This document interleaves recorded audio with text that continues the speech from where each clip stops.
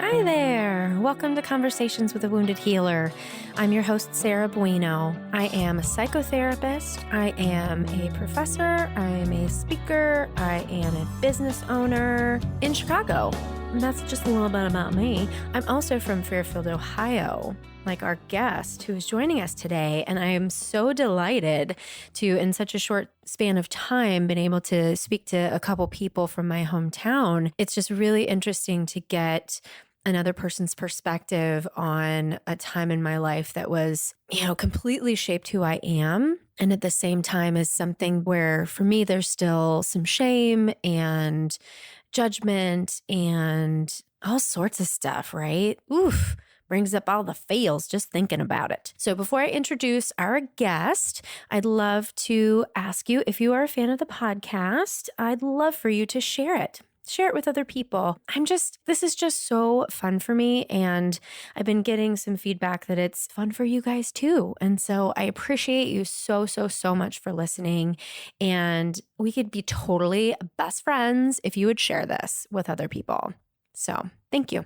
And also, if you do feel so moved to rate and review on iTunes, that actually really helps with visibility and gives some credibility to some of the shit that I'm putting out there in the world. So thank you for being you, and thank you for considering sharing with friends. So today I am going to be chatting with Molly Beane, who is the founder and CEO of clean beauty startup From Molly with Love. Molly started the company as a kitchen table startup in 2016. Less than 3 years later, her products are sold in hundreds of retailers with international distribution. Molly and From Molly with Love have been featured in Good Morning America, Well Plus Good.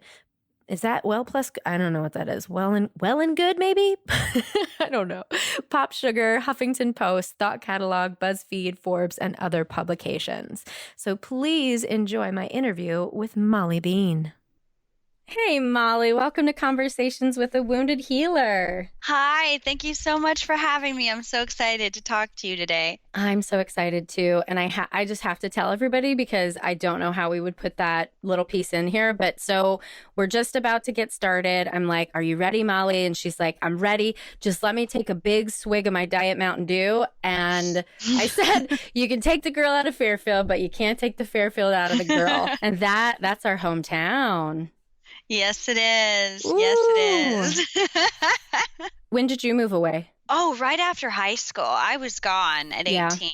So my parents still live there and I go back and forth. My stepdad has ALS, so now I'm going back and forth a lot. Yeah, I haven't lived there. I got right out. I was about, when you said my parents still live there, I was about to say mine too, but wait, they're dead. So, no, they don't live there anymore. So were you in my brother's class? I was 2 classes underneath your brother, okay. But we were in choral years together and we were friends in high school. And then for whatever reason, we stayed in touch all this time, 16 to 18 years later. Mm-hmm. Yeah. So that's how we know each other. Conversations with a Wounded Healer family. And so my brother, your company's like 3 years old, right? 3 years old, something yes. Like, yeah. So I think it was like right after you started and Adam sent me something and he's like, oh my God, you have to check out Molly. Like she's doing awesome. This is really cool. She got sober, blah, blah, blah, blah, blah. And like you're busy with life and you're like, yeah, I'll check it out at some point. And I followed you, out of like, yay, businesswoman solidarity. And then I think you started doing sponsored ads or something because a lot started popping up. And then I read more about your story and I was like, hold on, wait, yes, she needs to be on the show. We need to just connect as women business owners and crystal lovers and all of the things. So that's why you're here.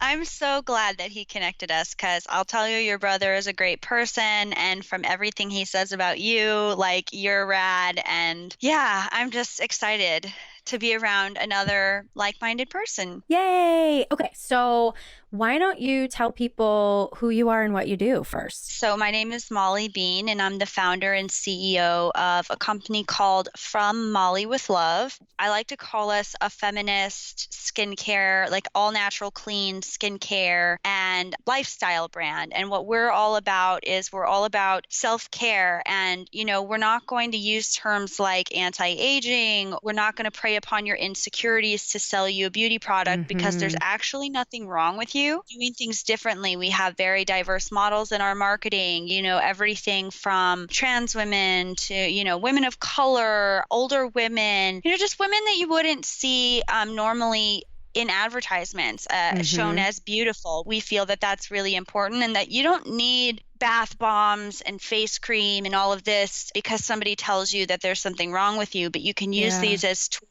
for self-care, and everything's all natural, clean. We're certified by PETA. We sell on our website at FromMollyWithLove.com, where I also blog a lot about self-care and wellness and justice. Also in, at this point, thousands of storefronts all across the U.S. and in, I want to say now, 6 different countries. We're even in Urban Outfitters now. And we started as like in my kitchen. I had been just out of rehab, fired from my job. I had no money. I was in like my 500 square foot apartment being like, oh, maybe I could like turn my hobby into a business on Etsy. Like plenty of people make money on Etsy. Right. And so that's how we started 3 years ago. And we've grown so much since then. First of all, you're so fucking impressive. Like, it's really impressive. And people say that to me from time to time, and I have a really hard time taking it in. So I want to encourage you to like take that and really. Oh, I'm taking it. Keep on. Okay, good. So it's super fucking impressive. And the other thing I want listeners to know, because of course I went on your website last night and I was like, I'm going to buy some product. And I ended up putting it in a cart and then doing what other stupid things that I'm doing with my life, and it's affordable, you guys. Yeah, that's intentional. So affordable. Yeah, that's intentional because, I don't want to mention names of my competitors, but you can buy, if you want to go get a clean serum for your face or some luxury cream from these clean beauty companies, you're going to be spending $60, $80, $90, $110. And girl, I know how much these raw materials cost, and let me just tell you, you are being gouged, okay? And I'm a little bit, and this is just my personal opinion, I'm a little bit of an anti-capitalist capitalist. Yes, yes. Going along with these things should be inclusive for everybody, no matter what you look like, but also no matter how much money you have. So I wanted to make it accessible for everyone. Yeah. As a business owner, I can completely understand that. And at the same time, I want people to know how hard it is to run an affordable business, because one of the reasons our fees are what takes a lot of maths. It takes a lot of maths. But I'm at this point in scaling my own business where I want to give my staff more money, but I can't give it to them yet because you know what I'm talking about. So I just want people to understand from a business person's perspective is like, we can have this desire to make these things accessible, but to actually do it's kind of magic. So you're a magical witchy unicorn, and I love you. Well, and I'll tell you too that we pay a living wage to our employees, and it's not like I have a bunch of employees, but like $15 is my minimum wage, and my employees now are making over $20 an hour. And again, that's not a whole lot, but it's a lot more than what some big companies would pay for some of these functions. And I'm still able to provide an affordable product. And so it just takes a lot of pricing strategy and maths. But you can do it, Yeah. Well, let's talk about your story of how you got here. You mentioned that you had just gotten out of rehab and decided to do this. But let's start from Fairfield, because one of the conversations I have with people who grew up where I grew up is there's those of us who left and those of us who stayed. And I'm always so curious about why did people leave? Like, how did you know you needed to leave? Like, what was that kind of process like for you? Because it's funny. I'm going to try to post this to local things, and I don't want anyone from Fairfield to think I'm a total asshole. But at the same time, oh no, they'll agree with you. Well, some of them will, some of them won't. Because the people who stay, they stay for a reason, right? And Fairfield is very conservative, right? That nobody can argue with. It's very conservative, and a lot of people may not agree with this, but there's a lot of racism that runs through Southern Ohio. Big time. Yeah, I truly did not. I never heard anyone with an Asian accent until I went to Chicago. I never met a Jewish person until I went to college. Really? Oh, my mom loved the Jews. So we met a lot of Jewish people. But yeah, so it's a conservative place. It's, very small town, blue collar. How else would you describe it? Strip malls. That's basically it. Yeah, yeah. And again, for the people who are listening who still live there, I'll just say, truthfully, my reasons for really being mad at Fairfield have nothing to do with the town itself. It really has to do with my relationship to my parents and what I went through there. So I have a big aversion. I don't want to go back. You know, now that my parents aren't here, I don't want to go back. And so I have this aversion, but people who still live in Fairfield, it's not about you, it's about my folks. So please don't take it personally. So anyway, that was a really long prelude to your story, but please tell us everything. My leaving Fairfield, again, has nothing to do with Fairfield in general. So I came to Fairfield when I was in the 4th grade. And before that, I was living in inner city Cincinnati. I grew up in what I would call a white blue collar ghetto, for lack of a better word. Mm-hmm.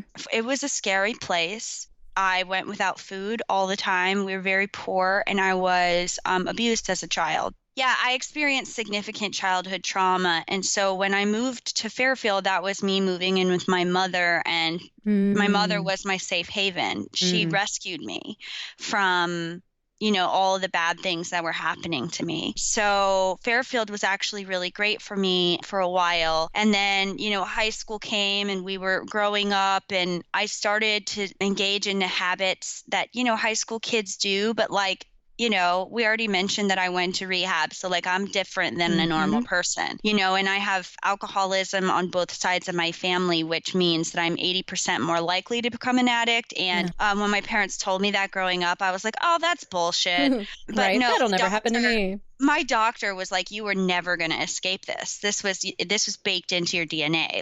You were just always going to be this way. Yeah. And so there were some things that I started getting into along with the other kids in high school, and it kind of scared me. And kids started, I guess, I was a little scared to venture into some of the harder stuff in high school. And I saw that happening, and I just realized, I could stay here and really burn out, or I could become the first person in my family to go to college, and I could leave and I can experience the rest of the world and get out of here and kind of create a life for myself. And that's what I decided to do. Now, it didn't rescue me from the addiction. Right. But so I left right after high school. I didn't go far. I went to Dayton for college. And then afterwards, I moved to Washington, D.C. And then I lived back in Columbus, Ohio. And now I've been in San Diego, California for the last 7 years. So question, and this is showing my naiveness, whatever. So when I was in high school, the popular kids had parties where people were drinking. I didn't even get drunk in high school because I went to one party where we were drinking, and especially the Coraliers, we didn't do that stuff. And so what changed from I graduated in 97, and if you were 2003. Okay, 2003, I didn't see any of that shit. And I was always curious because Adam's class was getting into more of that too, and something shifted dramatically. Well, actually, the Coraliers, you're right. The Coraliers weren't doing that stuff. I was doing that stuff. Coraliers was show choir, you guys, by the way. Sorry. Yeah. So, we were show choir nerds in theater and all that stuff because we're fabulous. Anyway, yes. I started, I first smoked my first marijuana cigarette when I was 11. And I started drinking at 12 and 13. So I started seeing this stuff before I was in Coraliers and started doing this stuff from a very young age. And it was at the age of 15, I was at a party. I had been partying really hard. I had started experimenting with some other things. And I looked around, and there was it was just a filthy apartment. The blinds were broken. There was hardly any furniture. People were doing heroin, and I was just I could choose to continue to do this and go and live like these people, or I could not. And so then when I joined Coraliers, I kind of cleaned up my act a little bit, and that was my way of trying to stay a good kid. Aw, thanks, Mr. Pryor. Yeah, thank you, Daniel Pryor. Yeah, we'll have to send this to him. Yeah. Be wait, what the fuck was happening behind the scenes? Yeah, right? Yeah. And I'm curious, too, if you care to share, at what point you realized, oh, shit, I have an addiction issue and I need to go to treatment. Oh man, that took me a really long time. So after college, I moved right to Washington, D.C., which is a really great place to be young and drunk and professional. At the same time, man, Yeah. I got so much. I know what kind of cigarettes John Boehner smokes. Like, I know what tanning Oh, beds he goes to. Like, I got all the gossip living on the hill, man. I'll tell you, it was great. hilarious. Wow. But I started binge drinking in college just to fit in with everybody else. And alcoholism and drug addiction, it's all a progressive disease. And so, Mm-hmm. and I was in PR and marketing and communications. And that's also, I mean, I guess you could think of Mad Men, but it's different. That's also an industry where Yes. drinking is encouraged Yep. and where like the beer cart will come around at 4 p.m. on Fridays and you're expected to wine and dine with your clients. Yep. And there's happy hours every night of the week. And so I kind of got into this habit of drinking every single day with my colleagues and work hard, play hard. And I didn't realize that I had a problem for so many years because it was just what was normal around me. And I think that that's the case, you know, like unpopular opinion, but for a lot of you people out there, that's probably the case with you too. You know, obviously everybody's different, but I just see it a lot. So it started to progress and then I got a divorce and then it got worse. And then I moved to San Diego and then I discovered day drinking because it's beautiful here and everybody day drinks. So then I went from like night drinking to like day and night drinking. Yeah. And I didn't realize that I had trauma and I was really trying to do whatever I could do to not feel my feelings, but I didn't know that that's what I was doing. Right. I just thought I was a good time and I still am a good time. But really what happened was at 30, I found out that I am totally infertile. I'm in pre-onset perimenopause. You know, it's a long story, but I can't have any kids. I have a lot of reproductive challenges and I always wanted to be a mother because I had a bad childhood and it hit like a deep wound. So at 30, I went off the rails and I started doing drugs and I started partying and I got to the point where I was like drinking before work and doing drugs in the bathroom at work and it got really ugly. And, you know, it didn't take an intervention. I think I'm level-headed enough and ambitious enough. And I've been through adversity and struggle and I've seen people go through this and I've lived in Fairfield. Hello. Like I was smart enough to say, this isn't how I want to live. And so I put myself into treatment. And when I told everybody I was going into treatment, everybody was so surprised. Like, oh my God, I thought you had a perfect life. And it's because like, bitch, addicts are really good at hiding this shit. Yeah. You know, like I had a job and I had a car and I had an apartment and I went to yoga class, but you know, like secret keeping is something that we're really good at. And so I went to rehab, and on the first day I was in rehab, I got fired from my job, which is illegal and like totally disability discrimination. It is. Oh. I sued them and got a settlement because fuck you. Sorry.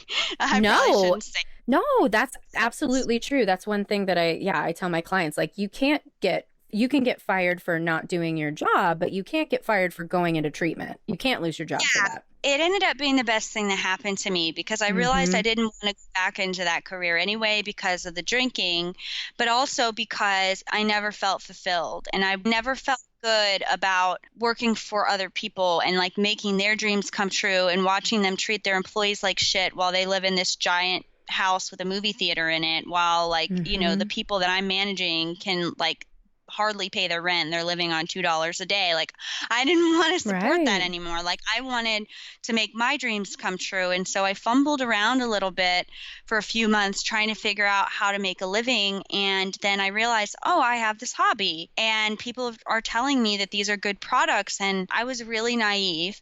I had no money, no capital, but I just decided to take a risk because I had nothing else to lose. I took a leap of faith and I started my business because I was trying to heal myself. You know, during rehab, I started, you know, becoming more spiritual. I had been like a pretty hardcore atheist person before. I had some bad experiences with religion early in my life and in high school. But I started to become a more spiritual person because I realized that like the belief that we can do this all on our own is really just derived from our ego. Yes. And I started seeking out a lot of healing modalities and I started to feel better. Yeah.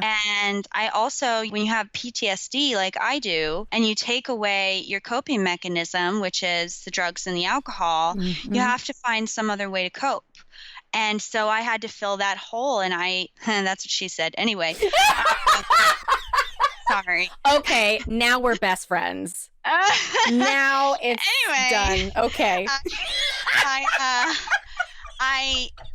Mr. Pryor, rewind that and pretend you didn't hear it. I am who I am. So I was experimenting with all of these modalities, and I found what worked for me. And so From Molly with Love really started as a way to heal myself and a way that I could extend that to other people. It was very craft fairy at first. Like, I was at the farmer's market and craft fairs and selling on Etsy. And then, I put myself into a lot of debt, but I did that as a calculated risk because I did I put together a rock solid business plan. I looked at consumer trends, and there were a lot of things that were intersecting right at the perfect time to make my company and our mission like really ripe in this environment right now. Yeah. And so I invested in my company as a leap of faith, knowing that I had something and that I was on to something and that, the trends were on my side. And so that's why we grew as fast as we did. But yeah, that's kind of my story as to, how I went from there to here. Again. And I still struggle, by the way, but. Of course, right. We all do. And owning a business is hard. But again, you're so fucking impressive. My business plan was like, oh, I'm just going to start doing this and see what happens. And it literally was just like a year and a half ago. And I was like, oh, I guess I have a business. I should start running it like one. Like, when you take out like hundreds of thousands of dollars in debt, like you want to make sure that you're going to get a return on that. You know what I mean? Because I don't have daddy warbucks to fund my business. And that's what when I tell people who are like, well, you guys have grown so much, like how come you can't afford to because I had the opportunity to go into Ulta, but I had to pay for all the fixtures and 300 stores to go into Ulta. People are like, well, you have all this press and your business is growing. How come you can't afford that? And it's like, bitch, I can't call daddy for another $100,000 investment. And, I don't have friends and family around because my friends and family are poor. Right.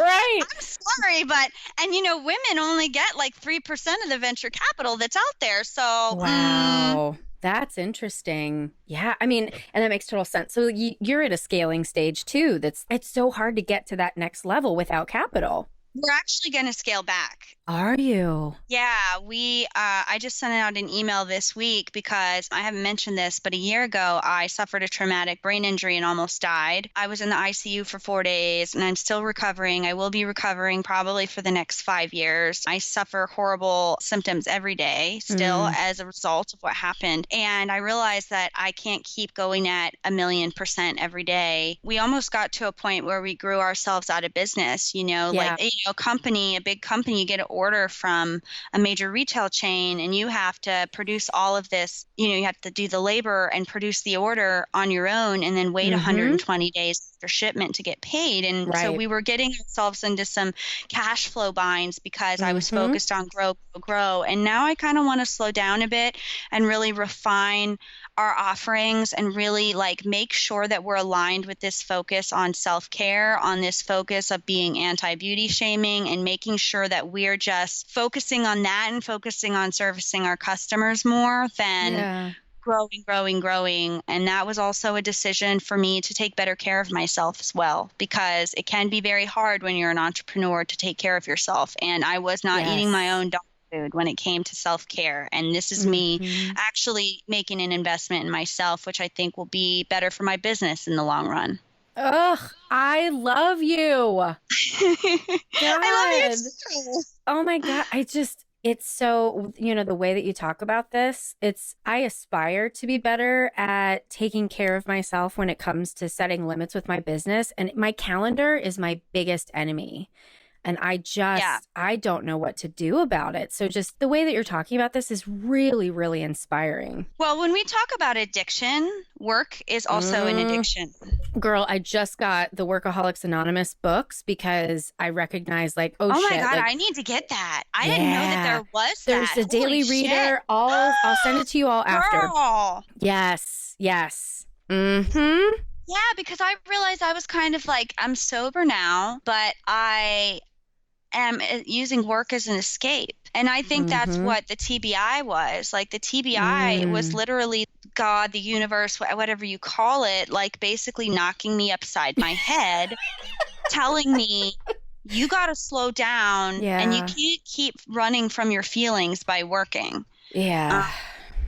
So I wonder, one of these days I need to share exactly what my like self-care practice is, but I'm curious if you'd share with listeners. Do you have a meditation practice? What do you do with your crystals? What are the ways you take care of yourself? Yes, I love this. And I would love to hear yours someday as well. So, my self care practice looks different on different days, depending on what I need. So, I've read all the blogs and people would talk about morning routines, like, all of the like hyper masculine entrepreneurs that are out there right now that started this big trend. It's like they get up at 4:30 in the morning and then That's they drink their insane. bulletproof coffee and then they drink a grass smoothie with Mm-hmm. ultra vitamins and then they work out and then they meditate and then they journal and then it's, like fuck that. That's a lot Um, of time. I get up at 8 o'clock in the morning Oh, and I enjoy my sleep. So yes. sleep is a big one for me, and I let myself sleep as long as I want. I do have a daily meditation practice, and I study like a bunch of different spiritual. Like, I don't subscribe to one thing, but I'm reading A Course in Miracles now. Like, Hmm. I practice a little bit of Buddhist thought. I'm kind of all over the place, but I like chanting and a little bit of like Mm-hmm. Kundalini yoga. Like there's just like a little bit of everything that has worked for me. But I do meditate, I journal, I do my daily readings. I am a part of a 12-step program. I like sage and Palo Santo my space, and there's a product in my line that's called the white sage spray that I created with like crystal infused water and like Mm. sacred white sage oil that like you can use and if you don't want to burn stuff. So sometimes I'll use that. I also will take time, like my skincare routine was something, and that's why Mm-hmm. there's so much skincare in my line, because that was a way for me to take 10 minutes at night to like close the door, light some freaking candles, like turn on some music and Mm. like have 10 minutes to myself to like really massage my face and like Mm.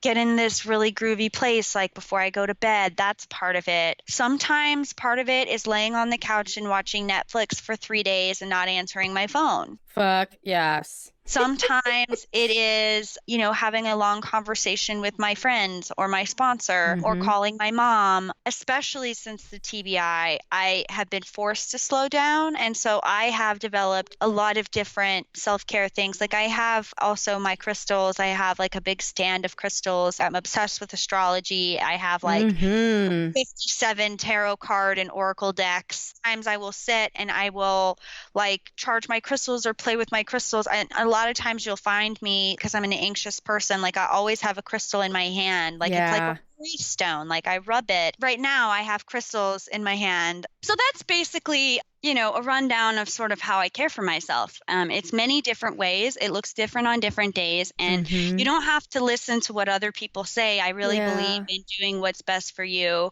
And I think that, at least for me, there was a lot of resistance in terms of not working as much. That's also another thing that I adopted, is not working as many hours. And when you are a workaholic, you have these things in your brain. I'm sure a lot of your listeners can relate, where when you're not working, you feel guilty. When you're not being Yes. productive, you're like, oh, I should check my email. Like at night, I have this battle with myself. I've decided I'm not checking my email at night anymore. And I'll have this battle with Oh. myself in my head.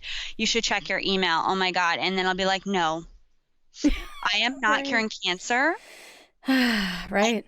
And I've had to train my brain with neuroplasticity, and also going through a lot of therapy, CBT, and learning those tricks has been very helpful, because I've been able to now train my brain where I'm okay if I don't look at my email over the weekend or at night, and I'm okay if I decide to take a couple of hours during the day to myself. But 6 months ago I was not. Teaching yourself how to like stop freaking out about productivity actually, like that was one of the biggest gifts that I gave to myself because I've become more creative and had made better judgments as a result. Oh, this is just a wake-up call for me. Thank you. So many people struggle with that.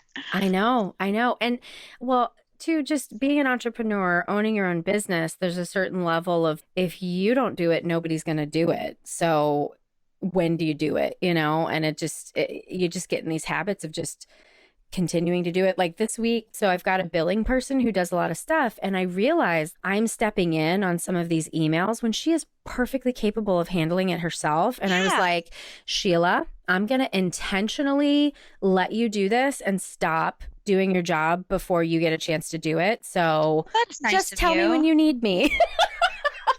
So I have a few team members. I'm lucky enough to have a few team members from Molly with Love who have been with us for a little while. I'm proud to say that it's a 3-year-old company, and I have one employee who's been with me now almost 2 years. I'm very proud of that. They have been here long enough that they can do a lot of day-to-day things for me. And that was a godsend when I got the TBI. It was the only reason that I was able to keep my company afloat because I was forced to delegate. And I still have to do a lot of stuff. Like I'm the primary revenue driver, but at the same time, like I'm able to look at one of my employees, Julia, that just came in. Like she is amazing at HR and she's extremely proactive and she has creative ideas. And so she can help me with like the shipping and fulfillment, but she can also, help me plan for the holidays and like come up with good ideas. And like, so I don't have to do all of this alone. And that's the other thing that I think a lot of people don't realize. I didn't realize it. I'm not good at asking for help. I had to learn that. And once you have people on your team that are really rad and good at what they do, getting out of their way and delegating to them is one of the best gifts that you can give yourself.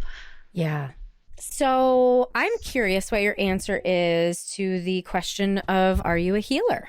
Yeah, I think we all are.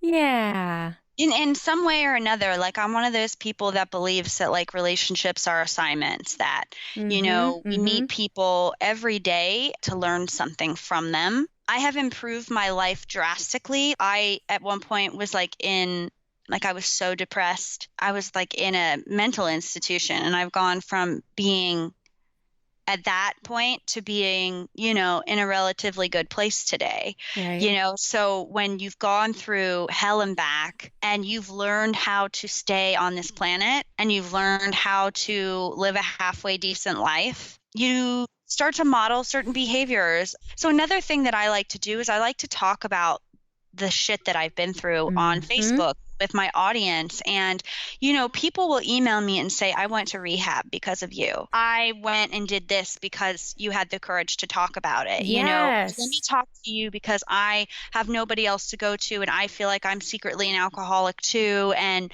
what do I do? And even just like sharing with people that like, reminder, we are human and it is okay to be imperfect. That's part of it as well. I think that's definitely part of being a wounded healer, is being vulnerable and sharing these things, because we all, no matter how perfect we try to pretend our lives are, we all struggle with something. So yeah, I'm a healer. My products heal. The conversations I have with people heal, and other people heal me. Yeah, absolutely.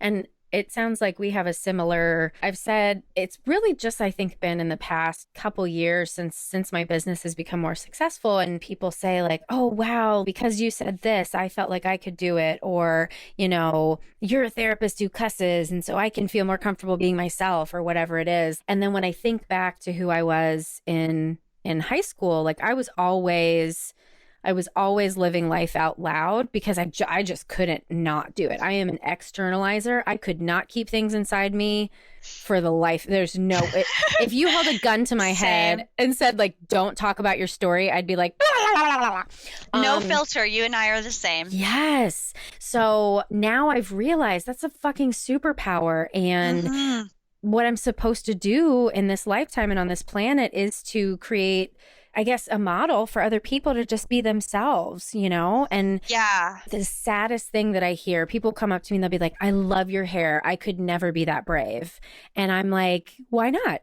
what's stopping you? What's holding you back? What's holding you back? And it's like, oh, I couldn't pull it off, which is, the feeling about the way you look, or like my boss wouldn't like it. So that's society telling you what you need to look like. And that, it just makes me sad. So I've done a lot of research on Generation Z because, well, first and foremost, I believe that they are going to save the world. But I did it for my business, right? Because they are the largest, many people don't know this, but they're now the largest segment of our population. They contribute 44 billion to the US economy and businesses. What year does Z start? Okay, so they're born between 95 and 2010. Okay. So they are, I guess if you were born in 95, you'd be in your 20s, your early 20s. Okay. So they're becoming of age. They're not apathetic like Gen X and millennials were, and they're the most diverse generation. And the reason that I bring this up is because authenticity is very important to them in a way that it hasn't been to previous generations, right? Like we've all had to pretend like our lives perfect, and we've had to look a certain way, and we've had to talk a certain way, and we've had to keep all of our demons inside, and that's what we've been taught to do. And now, there are trailblazers like us and Generation Z who are coming out and saying, no, like, actually, this is what my life is really like. And when we stop trying to hide these things and keep them in the shadows and we bring them to light, that's when people are really going to be able to heal. And when we as like a mass consciousness are going to evolve in a way. Yes. And I think that the times that we're living in now and the influence of the next generation, we're going to be seeing even more of that. And I think it's beautiful. Yes, we are. And I had a conversation with a client yesterday who's going through an incredible spiritual awakening. And when I was kind of giving her some feedback to like validate her experience, I also was realizing all of my people, I have a very small caseload, but all of the clients I have who are in recovery, who went through treatment, they're all in this spiritual awakening mode right now. And I said to her, like, you had to go through what you went through in order to meet me. And I went through all the stuff that I went through in order to meet you so that we could be here for your spiritual awakening. Yeah. And I completely believe what you're saying. In my sphere, I'm having a lot of people coming to me with these experiences. And I just posted something on Instagram today about, what we go through when we're doing spiritual awakening, because it ain't pretty. Yeah, it's not. No, I mean, you'd think it would be this like, the 12th step, like came to believe in power greater than ourselves and have these spiritual awakening, or as a result of these steps, blah, blah, blah, blah, blah, spiritual awakening. And it's not that cute. No, and you have to be willing to go outside of your comfort zone. Yeah. But you come out, like a lotus flower blooming like millions of blooms, on the other side. And I think about, there are so many people out there who have experienced trauma, who have experienced loss, who have gone through shit, who have depression or whatever. And you can choose to let that define you. You can choose to wallow in it. You can choose to be a victim, or you can choose to do the hard work and realize that you have, by going through those experiences in and of itself, you have something to teach people. Exactly. And that you can be a light, even though, because you've gone through those things, and you can, maybe put yourself through a little additional discomfort, but that you can become an amazing person just by having experienced adversity, if that makes sense. It does. As I hear you say that, one of the other things that's come up for me recently is I realized that my relationship to fear is kind of unique. I'm hearing that you share that with me, that, we have this like, I'm just going to fucking jump in and do it and I'll figure out the details later kind of thing. Yeah. And so many people now that I've become aware of this, when I really talk to people about it, most people don't have that. So I think that's like a resilient quality that we're blessed with. What's your sign? Aquarius. Oh, well, that's why. What are you? Are you an Aquarius too? You're Gemini. Okay, of course. No, but Geminis and Aquarians are very, we're best pretty friends. Similar. Yeah, exactly. Yeah, Adam's a Gemini. Yeah, so yeah, absolutely. Yeah. This has been amazing. And I want to give you an opportunity to share with people, like, where do they buy your stuff? Where can they read your blog? Do all of your advertisements so people can stay in contact with you. Oh, well, thank you. Well, of course. Well, I'm going to put my advertisement voice on. No, I'm just Oh, yes. Let me adjust my glasses here. Seriously, if we're not best friends after this, I'm just going to be heartbroken. I know, you have to be. Yes. Okay, so you can find me on the interwebs. Beep, boop, boop, beep, boop. And then I have a funny joke that I have to tell because I said the interwebs. And maybe I'll do this right now really quick. When I was working on the Hill, this is when Ted Stevens was still alive. And I don't know if any of you remember in like the mid 2000s when he was a senator from Alaska and he was old. So he talked about like the series of tubes and the intertube. Yes. Talking about the internet. Yeah. And I would get drunk at the bar after work and I would prank call his office after hours and talk about like the intertubes and oh my God. Anyway, rest in peace, amazing. Ted Stevens, but you're welcome, Ted Stevens staff, for all the prank calls about the intertubes. On the intertubes, you can find me at FromMollyWithLove.com and you can read my blog at FromMollyWithLove.com/blog. I'm on Instagram at FromMollyWithLove and I do post a lot of, I guess, empowering and anti-beauty shaming and body positivity and just like you go girl kind of stuff on there and self-care tips. I'm also on Facebook and that's facebook.com/@FromMollyWithLove, but nobody goes on Facebook pages anymore. And then if you do the Twitter thing, I don't tweet very often, but sometimes, and mostly it's about politics. So, you know, you might want to not follow me on Twitter, but it's Hey Molly B. And yeah, that's it, man. And yeah, that's where you can find me. Awesome. Yes, everyone go buy the product. I'm literally going to hang this up and like order the shit that I wanted to order because I've actually been looking for a long time for like a clean line because I wanted to not put chemicals in my body anymore, and I just I gave up after a while because I couldn't find one that was affordable. Yeah. So we're affordable, and I want to make way for, we just discontinued a bunch of products, which is why we have so much on sale. The reason for doing that, other than me trying to streamline and simplify and take care of myself, is that I want to add some more things to our lineup that are self-care focused so that like, you know, we can do boxes with more than just beauty products. You know, you can add the bath salts and the scrub and the mask and the face oils, but maybe with some chocolates and some face masks and slippers and whatever else might help with your self-care. So be on the lookout for that in the future. For sure. Oh, this has been so awesome. And Sarah, do you still sing? Not as much anymore, but I'm still in a band. Well, that's good because I forgot that's part of my self-care. I just downloaded a vocal training app and a karaoke app because I realized that, like that was missing from my self-care, and that like literally helps heal my brain every night. So people who like to sing, get on the karaoke apps and find me. Okay, we're going to have to do that. And also, I just had a brilliant idea. We're going to need to do like an Instagram live and sing a fucking duet. Let's do it. Oh my God. Oh my God, so many amazing things. All right, we should end this because otherwise it'll go on too long. But okay, yes. Sorry, guys. You're amazing. I am so glad that we're connected. Thank you to my brother, Adam, for making sure that this happened. Yeah. You're rad. Yeah, you're rad. Everybody's rad. Everybody's rad. Go have a rad day, guys. Okay, love everybody. Bye. What do you think? Do you want to be Molly's best friend too? I bet you do, because she's so fun. OMG.